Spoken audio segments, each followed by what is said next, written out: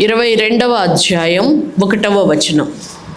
మరియు దేవుడైన యెహోవా నివాస స్థలము ఇదే అని, ఇశ్రాయేలీయులు అర్పించు దహనబలులకు పీఠము ఇదే అని దావీదు సెలవిచ్చాడు. చాలండి. ప్రార్థన.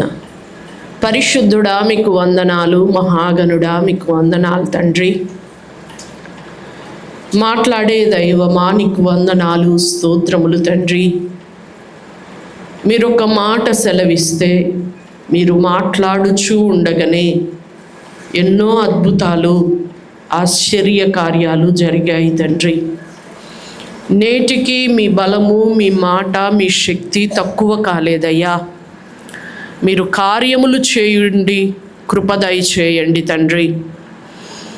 ఈ వాక్యము ద్వారా మీరు మా అందరితో మాట్లాడమని, మా విశ్వాసమును బలపరచమని, మమ్మును కట్టమని, మీరు మహిమ పొందమని యేసు నామములో అడిగి పొందుకొని ఉన్నాము తండ్రి.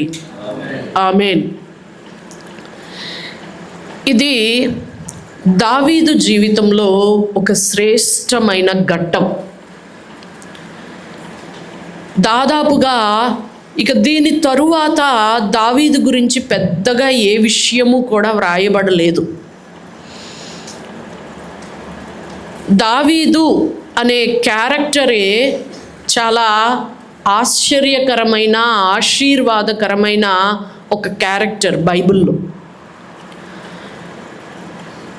అబ్రాము ఎలాగో అంతకు మించే ఉంటుంది అన్నట్లుగా ఉంటుంది దావీదుది. మీరు కీర్తనల గ్రంథం చూడండి, అసలు పెద్ద గ్రంథం.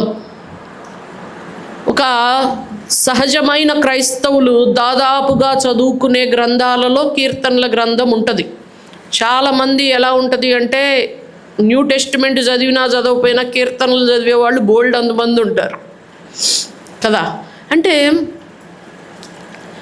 అలాంటి ఒక విశిష్టమైన గ్రంథంలో అత్యధిక భాగాన్ని రచించిన దావీదు. సమూయేలు గ్రంథాలు కూడాను మొత్తము దావీదే కనపడతా ఉంటాడు.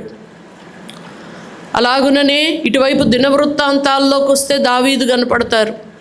రాజులు స్టార్టింగ్లో దావీదు కనపడతా ఉంటాడు. లెక్కలేని ఇన్ని మార్లు దావీదుని గురించిన ప్రస్తావన ప్రతి అడుగడుగున ఉంటానే ఉంటుంది. చివరికి హతసాక్షి అయిన స్టెఫెను మాట్లాడిన దావీదును ఎత్తిపెట్టి మాట్లాడకుండా ఉండడు. మన మూల పురుషుడు అంటూ మాట్లాడడాన్ని మనం చూస్తాం. అటువంటి దావీదు తన జీవిత కాలంలో దేని కొరకు ఎక్కువ ప్రాధాన్యతనిచ్చి, ఆశపడి, ఎదురు చూచి, ప్రయత్నపడుతూ తన జీవితకాలం అంతా కోరుకొని చివరిలో దాన్ని చూసిన వ్యక్తి దేని గురించి మాట్లాడుతున్నాడు అనంటే దేవుని మందిరం. హల్లెలూయా. అక్కడ తాను రాజ్యాధికారానికి రాగానే, తన రాజ్యం కొంచెం స్థిరపరచబడగానే, ఫిలిస్తీయుల నుంచి కొంచెం యుద్ధంలో జయం నెమ్మది కలగంగానే, తాను రాజ్యానికి వచ్చి అటువంటి జయాన్ని చూడంగానే తన కొరకు లెబానోను దేవదారు వృక్షాలు పంపిస్తే తన కొరకు ఒక చిన్న రాజనగరి కట్టాడు. కానీ ఏమంటాడంటే అవి గిఫ్ట్గా వచ్చినాయి. నేను ఈ దేవదారు పలకలు కలిగిన ఇంత మంచి ఇంట్లో ఉంటే నా దేవుని మందసం తెరల మధ్య ఉంది కదా, నేను దానికి ఒక వాసస్థానాన్ని కనుక్కొని ఒక మందిరాన్ని నిర్మించాలి నేను అని ఆశ కలిగి ఉన్నాడు. అయితే మందిరం నిర్మిద్దామని కూడా అనుకున్నాడు. దేవుడు ఒప్పుకోలేదు. తర్వాత వేరే వాళ్ళ పని అన్నాడు. పోనీ కనీసం నివాస స్థలం ఏంటో, ఆ వాసస్థలం ఏంటో నన్న చెప్పయ్యా అని చెప్పి మానక రాత్రింబగళ్ళు ప్రార్థన చేశాడు కదండి. తానుకు రాజనగరి ఉన్నప్పటికీ కూడాను, దావీదు పట్టణము అన్నటువంటిది ఒకటి ఉన్నప్పటికీ కూడాను, దాంట్లో ఉండడం కంటే కూడా తెరల మధ్య ఉన్న దేవుని మందసం దగ్గర పట్ల బతకడానికే ఇష్టపడ్డాడండి. మీరు ఒకసారి ఆలోచన చెయ్యండి. గిబియోన్లో ఉంది మందసం, తెరల మధ్య బలిపీఠం అక్కడ ఉంది. మొత్తము కూడా మోషే నియమించిన విధంగానే ప్రత్యక్ష గుడారం అక్కడ ఉంది. తాను రాజుకి ఎక్కడ దాకా పర్మిషన్ ఉంటుంది? ఆవరణం దాకా మాత్రమే పర్మిషన్ ఉంటుంది. కనీసం పరిశుద్ధ స్థలంలోకి ఎంటర్ అవ్వడానికి కూడా లేదు. అసలు అతి పరిశుద్ధ స్థలం కలలో మాట తనకి. కానీ ఎప్పుడు వెళ్ళినా సరే పైన ఏమీ కప్పు ఉండదండి, ఆవరణానికి కుల్లా ఉంటుంది. ఆ కుల్లా ఉండే ఆవరణం దగ్గరైనా సరే గంటలు గడపడానికి ఇష్టపడే వ్యక్తిగా దావీదు ఉన్నాడండి.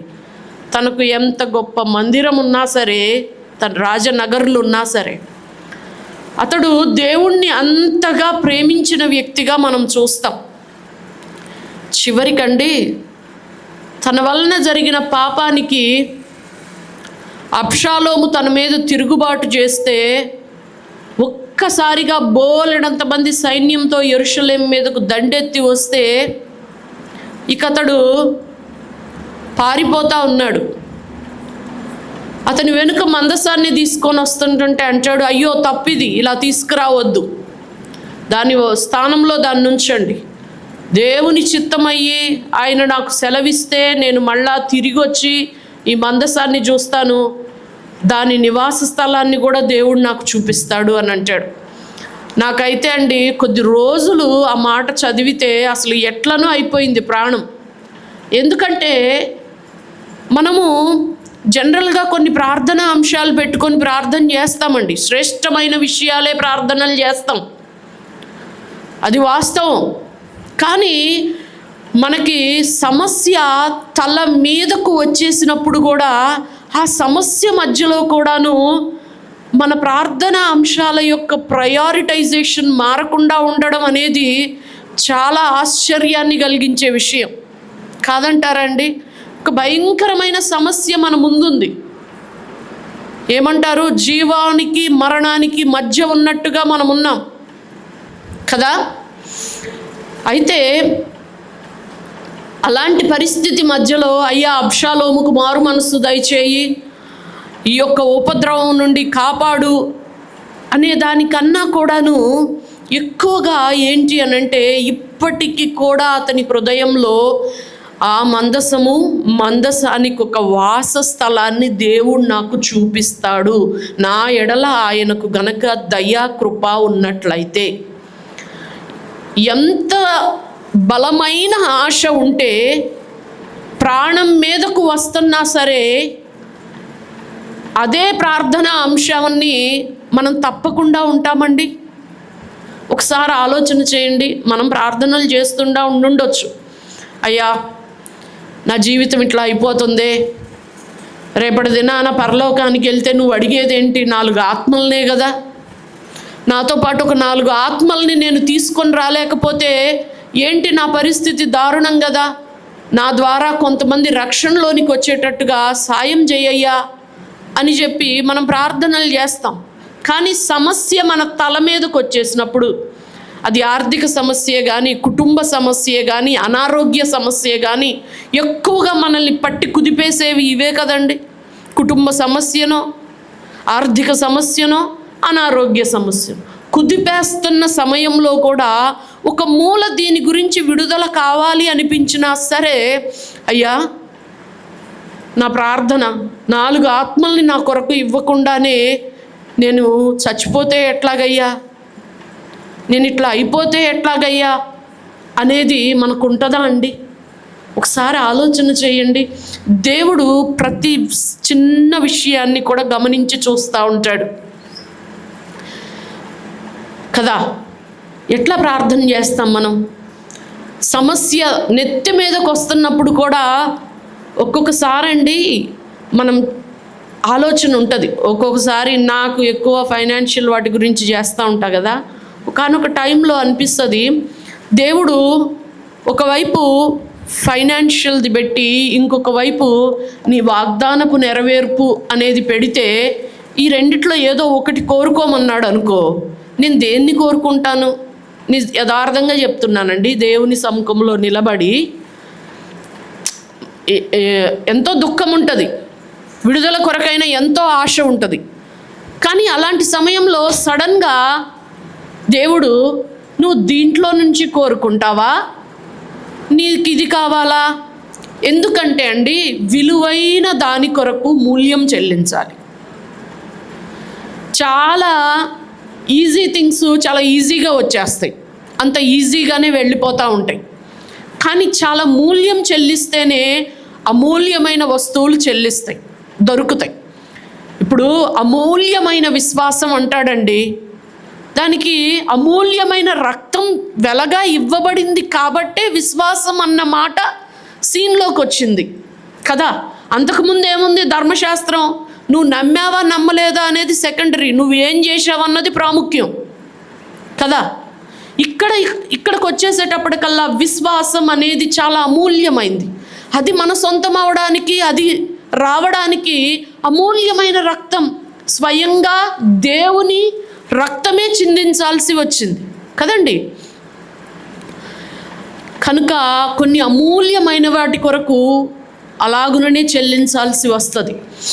అక్కడ కూడాను అతడు ఆ మాట మాట్లాడతాడు. ఏంటి అనంటే, ఒక నివాస స్థలాన్ని ఆయన చిత్తం అయితే ఆయన నాకు చూపిస్తాడు అని చెప్పి. అంటే క్లిష్టమైన పరిస్థితి. ఎంత క్లిష్టమైన పరిస్థితి అంటే, రాజు చెప్పులు లేకుండా ఏడ్చుకుంటూ తలగప్పుకుంటూ తల మీద బూడిద పోసుకుంటూ చెప్పులు లేకుండా కొండలెక్కుతున్న పరిస్థితి అండి ఒక రాజుది. అసలు ఒక దుర్భరమైన పరిస్థితి అది. చాలా వర్స్ట్ సిచ్యుయేషన్లో ఉన్నాడు. కానీ ఆ సమయంలో కూడా దేవుని మందసానికి, ఆయన వాసస్థానాన్ని నాకు చూపించాలి అన్న ప్రార్థన అంశం హృదయంలో నుండి, మాటల్లో నుండి తొలగిపోలేదండి. హల్లెలూయా. ఆ స్థాయిలో భక్తి చేయగలిగితే నిజంగా అండి మనం ఆశీర్వాదకరంగా ఉంటాం. హల్లెలూయా, హల్లెలూయా. ఇక్కడికి వచ్చేసేటప్పటికండి చూస్తే ఒక భయంకరమైన పరిస్థితి వచ్చింది ఇశ్రాయేలీయులకి. తెగులు. 3 ఆప్షన్స్ దేవుడు పెట్టాడు. 3 నెలలు నువ్వు శత్రువు చేత తరమబడతావా, 3 సంవత్సరాలు కరువు చేత మీ దేశాన్ని పీడించాలా, లేకపోతే 3 దినాల తెగులు కావాలా అని. అక్కడ ఏమంటాడంటే దావీదు, మనము ఈ యొక్క 21:13 చూస్తే, అందుకు దావీదు, నేను మిక్కిలి ఇరుకులో చిక్కి ఉన్నాను, యెహోవా మహాకృప గలవాడు, నేను మనుషుల చేతిలో పడక ఆయన చేతిలోనే పడుదును గాక అని గాదుదు అనేను. చాలండి. ఇక్కడ ఏం కోరుకుంటున్నాడు అంటే, మనుష్యుల చేతిలో పడడం కంటే దేవుని చేతిలో పడడం బెటర్. ఎందుకంటే మనుష్యులకు కృప, దయ, కనికరాలు ఉండవు, కానీ దేవునికి కృప ఉంటుంది. అంటే ఈ యొక్క కోరిక కూడాను ఆయన కృప మీద నమ్మకం ఉంచి కోరుకున్నాడు. తెగులు ప్రారంభమైందండి. ఒక్క దినాన దాను మొదలుకొని బెత్షెబా వరకు కూడాను మొత్తం 70,000 మందిని హతం చేశారు. నెక్స్ట్ పట్టణం ఏంటి అని అంటే యెరూషలేమే. కానీ యెరూషలేము దగ్గరకు వచ్చేటప్పటికి ఆ యొక్క ఒర్నాను, యెబూసీయుడైన ఒర్నాను కళ్ళము యందు యెహోవా అక్కడ ఆగిపోయాడండి కదా. హల్లెలూయా. అంటే దేవుని కోపము రగులుకొని సమస్త ఇశ్రాయేలీయుల మీద కత్తి దూసి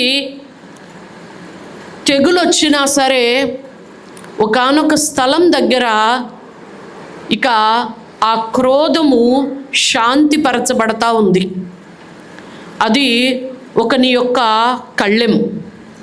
మీరు చూడండి, యెరూషలేము యెబూసీయులను వెళ్ళగొట్టి స్వతంత్రించుకున్నాడు.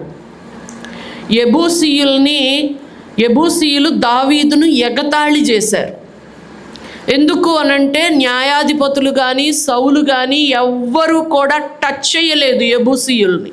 దేవుడు యెబూసీయుల్ని కూడా తీసేసేయమని చెప్పినా సరే వాళ్ళను టచ్ చేసి వాళ్ళని సమూలంగా తీసేసి ఆ పట్టణాన్ని పట్టుకున్నవాడు దావీదు. హల్లెలూయా. అందుకే దానికి యెరూషలేము పట్టణము, దావీదు పట్టణం అని పేరు పెట్టబడింది. అంటే మనమండి కొన్ని స్వతంత్రించుకున్నప్పటికీ కూడాను దాని కొన్ని ఉండిపోతాయి. కనుక దేవుడండి తన నివాస స్థలంగా కోరుకునేది ఎట్లుంటుంది అనంటే, ఇంత స్వతంత్రించబడిన సువిశాలమైన ఇశ్రాయేలు దేశంలో ఏదైనా స్థలాన్ని కోరుకోవచ్చు, కానీ ఇంకా నీ చేతికి రాకుండా నీ స్వాస్థ్యంగా ఉండవలసిన దానిని నీ విరోధి అయినవాడు, కానీ వాడు విరోధంగా పోట్లాడాడు, నీకు లొంగినట్టుగానే నటిస్తూ ఉంటాడు. లొంగినట్టు వాడితో యుద్ధం ఉండదు నీకు, ఎందుకంటే వాడు పోరాడాడు, ఎదురు తిరగడు కాబట్టి. కానీ వాడు ఎదురు తిరగని వాడైనా సరే వాడు ఉండడానికి వీల్లేదు. వాడి స్వాస్థ్యం కాదది, అది ఇశ్రాయేలీయుల స్వాస్థ్యం. స్వతంత్రించుకోవాలి అంటే దేవుడు మనం కోరుకున్నప్పుడండి, దేవుడు కోరుకునే స్థానం ఏదుంటుందో తెలుసా? దేవుడు ఎక్కడ నిలబడాలనుకుంటాడో తెలుసా? ఎక్కడ తన ఉగ్రతను ఆపి తన నివాస స్థానాన్ని ఏర్పరచుకోవాలనుకుంటాడో తెలుసా అండి? ఇంకా శత్రు హస్తగతంలోనే ఉంటూ, వాడు పోరాడేవాడుగా కాదు కానీ నీకు లొంగినట్లుగా ఉంటూ, నీకు కావలసిన స్వాస్థ్యాన్ని, రావలసిన దానిని నీకివ్వకుండా సైలెంట్గా నీకు లొంగినట్టుగానే ఉంటూ తనే దానికి యజమానుడిగా ఉన్నవాడు ఉంటాడు చూశాడు, వాడి దగ్గర ఆగుతాడు. ఆ కాస్త కూడా నువ్వు దాన్ని విడిపించి వెల ఇచ్చి విడిపిస్తే ఇక ఆయన అక్కడ నిలబడిపోతాడండి. హల్లెలూయా. అక్కడ అది నివాస స్థలమని గుర్తుపట్టాడు.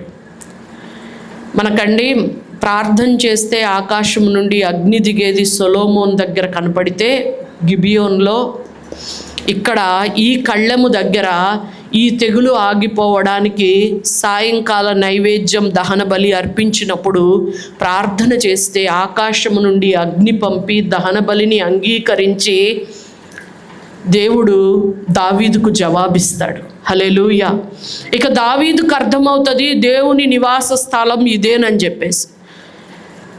ఎంతో ప్రేమించి తన జీవితకాలం అంతా గడపాలి అనుకున్న స్థలమే, కానీ అది బహుభయంకరమని యాకోబు అంటాడు చూశాడండి. అట్లాగుననే మనం ఈ 21 చివరిలో చూస్తే అక్కడంట ఎప్పుడు కనబడినా సరే కత్తి చేతితో పట్టుకున్న యెహోవా దూతయే కనబడుతున్నాడు దావీదుకి. కనుక ఆ స్థలానికి వెళ్ళడానికి భయపడ్డాడు అని చెప్పి వ్రాయడాన్ని మనం చూస్తామండి.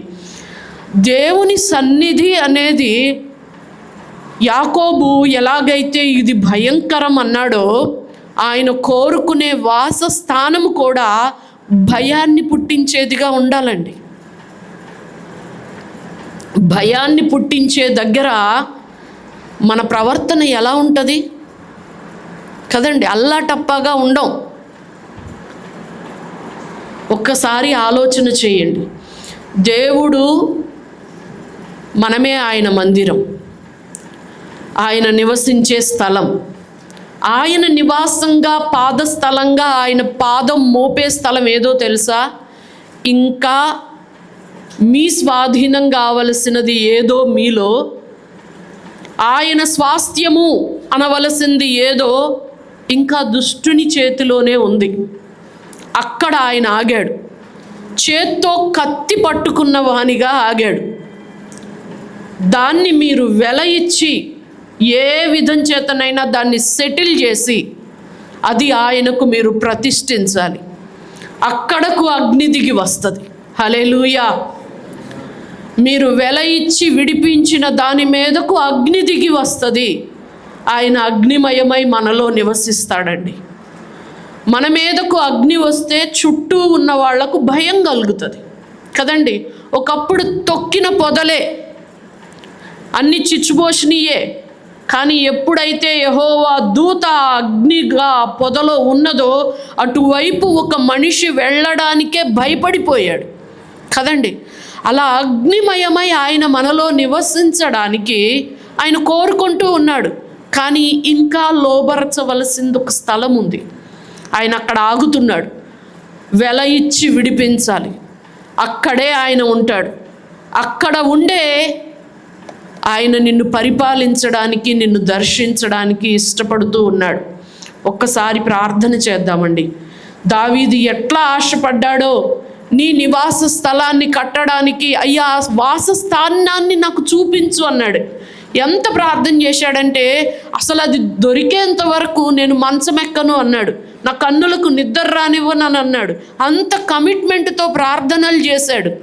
తన మీదకు ఉపద్రవం ముంచుకొచ్చినా సరే ఆ వాసస్థానం కావాలి అని అన్నాడు.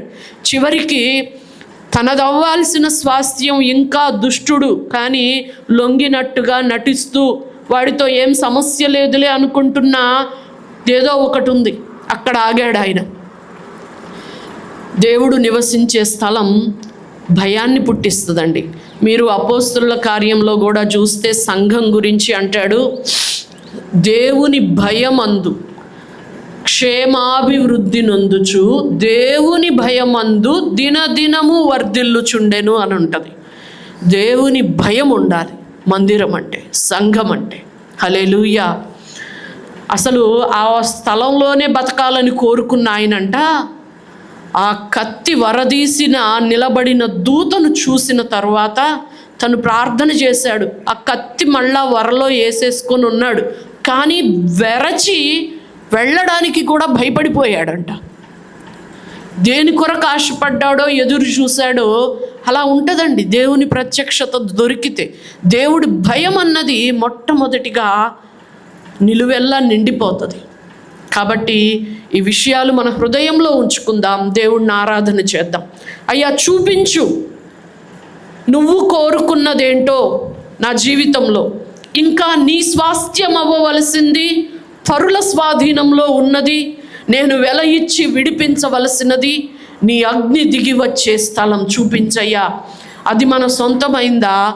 అది తరతరాలకి కూడా ఆశీర్వాదకరమైన మందిర స్థలంగా నిలబడిపోతుందండి.